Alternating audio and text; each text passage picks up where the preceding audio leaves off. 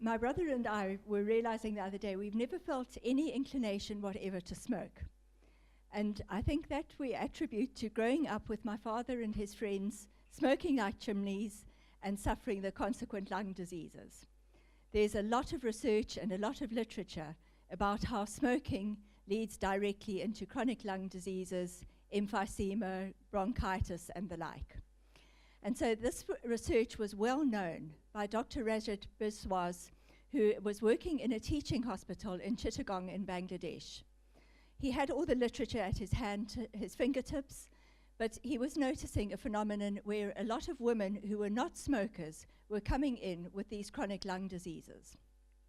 He's a researcher practitioner, so he thought he needed to do something about figuring out what the problem was. Looked into this in more depth and found that it was largely caused by women who were cooking off traditional stoves using often coal or charcoal, fairly often in poorly ventilated small rooms. So he took this further. He was then able to recommend solutions, different cooking methods, different types of fuel. He wrote this all up, had it published by a Bangladeshi journal, which is hosted by the Banglajol site. There were press releases issued about this. It was then picked up by the local newspapers, but also by social media, which drew an amazing response, just to show that this phenomenon and the solutions were going to be applicable pretty much across the developing world.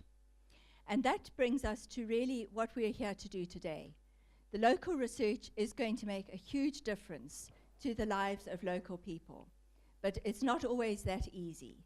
We have our role to play around the access to research and the publication and sharing of research.